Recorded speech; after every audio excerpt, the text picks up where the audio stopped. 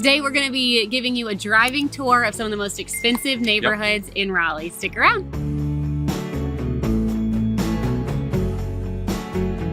All right, we have 5 neighborhoods we're going to be talking about today, and the first one is Northridge, and honestly, it is by far, I think, my favorite, just from the aesthetics of the neighborhood. There's a ton of trees. It's just a really beautiful neighborhood. It is, yeah.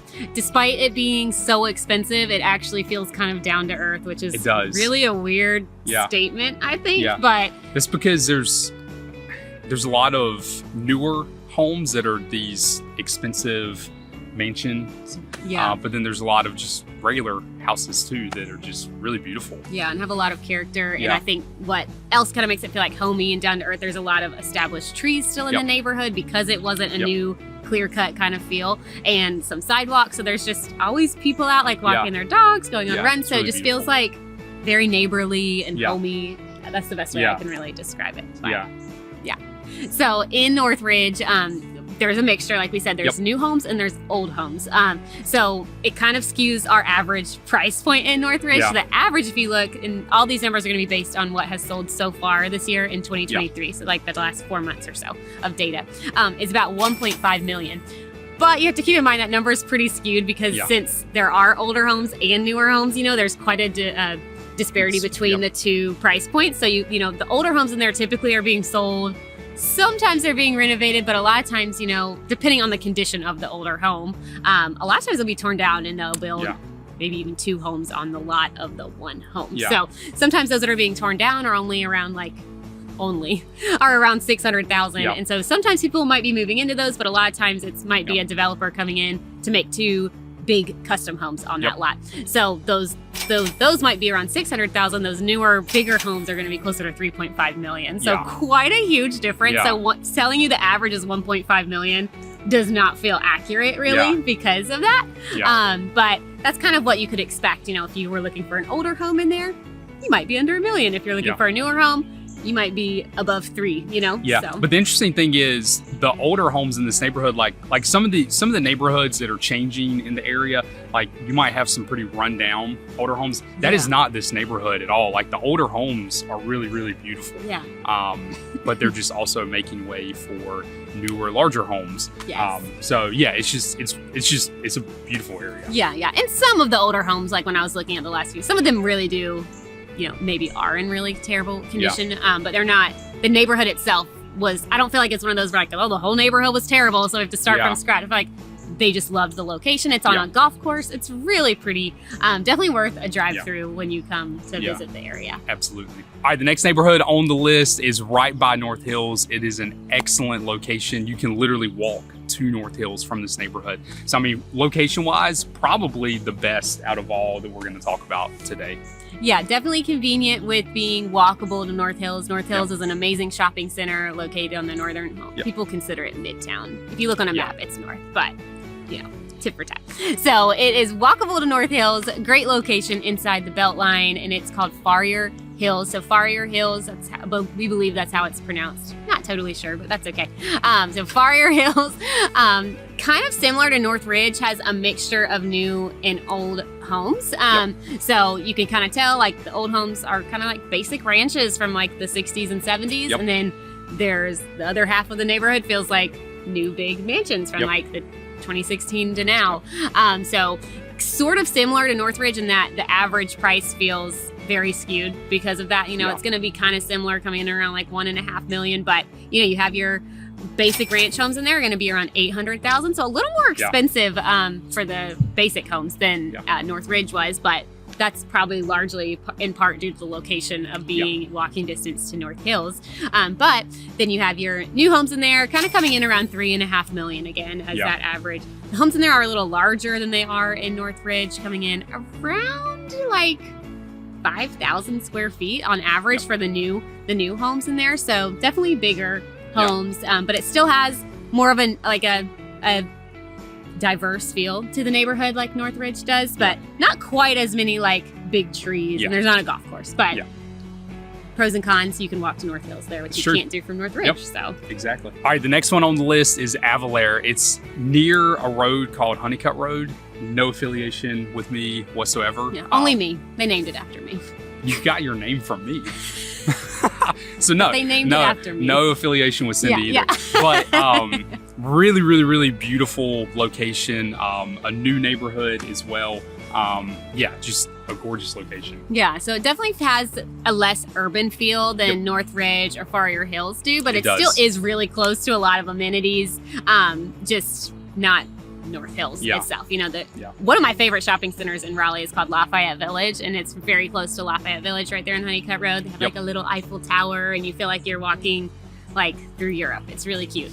Simply Crepes, amazing restaurant in Lafayette Village, so gotta shout it out, and Zach would probably shout out Jabala Coffee as well in there. But so Avalaire is really close to that location, but as you're driving through there, it's just, it feels like a country road, like a very winding road, and you get to Avalaire, and it's all new, so you don't have that like mixture of old and new, like the character kind of that you can feel like you have in the first two neighborhoods we talked about, but still a ton of character in the neighborhood because every home was custom built, so it's not cookie cutter. You know, they're all very unique and different home builders in there, so it has a very cool feel. Definitely more modern feeling, I would say. Yeah, like, I would agree. As far as like the architecture kind of goes, not like mid-century modern, just today's modern. But really a beautiful neighborhood, but it does have a more rural feel than the first two that we talked about. And as far as the average price point in Avalaire, it is $3.6 million, and the average size is 7,000 square feet. So the homes are quite a bit larger than some of the other homes we've talked about. So price point kind of equally the same, but a lot of that's going to come from, it is a tad bit further out, but not further out to make a huge difference, but it does affect some of the price points. Absolutely. All right, next up on the list is Southern Hill Estates. It is another neighborhood in North Raleigh. Also a new neighborhood. There's construction actively going on in that neighborhood. We'll actually be doing a builder highlight for a specific home in that neighborhood in the next several weeks. Stay tuned. But it's I mean, it's a really beautiful neighborhood as well. Yeah, definitely. I'd say it feels the most rural of all of the neighborhoods we're talking about today. As you're driving out, actually leading up next to the entrance of Southern Hills, there's a farm and a horse pasture right there. And it's the only gated community that we're talking about today. So there actually is, like, some of these neighborhoods, they look like they have a gate, but they don't. Southern Hill Estates actually does. Yeah, so it is a true gated community. Custom home builders, kind of in a way has some similarities to Avalaire in that regard, but the homes out there's a lot of different builders out there. It does feel like the most rural of the neighborhoods we're going to talk about today, and the homes out there are gigantic. Oh my They're goodness. just huge. There's one that, I mean, it looks like a city. Yeah, we saw one and I was like, is that a hotel? Like, I think that's the size of a hotel. Yeah, the average in there is over 8,000 square feet, which is just insane. The lots do feel a little bigger, I think, in there as well. Well, they have to be. Yeah, to fit that kind of size house, obviously. But definitely a beautiful option for people looking to do something custom. Last on the list is Shadow Creek Estates. Is really close to Avalaire. This is by far the newest neighborhood. You drive through and there's just a significant amount of construction going on. There's kind of like a common theme in the area of like designs that are really popular for custom home. But the designs in this neighborhood, like architecture of the homes was really beautiful. And it reminded me, I've never been to like New England or any of those states, but it reminded me of like some kind of like coastal cottage of like in like New England. I mean, some of these homes were really stunning. They were gorgeous. Yeah, just very unique and beautiful. And it also comes in as our most expensive neighborhood on the list today. So currently being sold is actually the most expensive neighborhood in Raleigh. The average price point in the neighborhood is $4.5 million. So not a cheap neighborhood to live in, for sure. But it is, like Zach mentioned, I mean, just beautiful. The average home size is over 8,000 square feet. So I would say if it's the most similar to something, I would say it's the most similar to Southern Hills Estates, but it does, I don't know, just the architecture in this neighborhood does feel a little different. And it could just be that that's what the homeowners, because it's custom, so it could just be that's what they kind of chose. But I think all there's one in there actively for sale. It's a spec house. Yeah, that's true. All the homes in there are stunning. In the same builder too, so that makes it a little bit different. So I think maybe they'll aesthetically kind of be a little more similar. I don't know, but they're all being built by Lloyd Builders.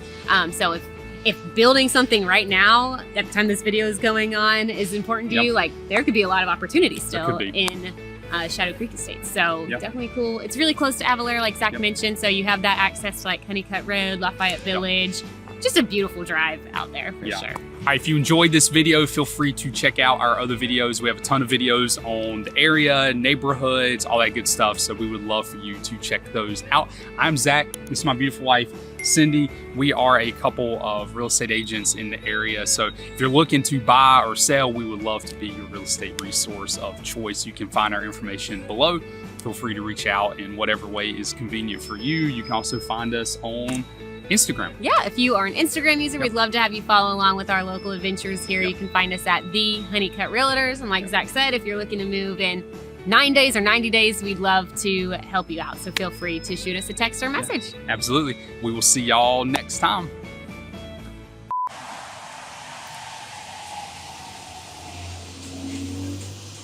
UPS truck. All right, we have... Oh, sorry.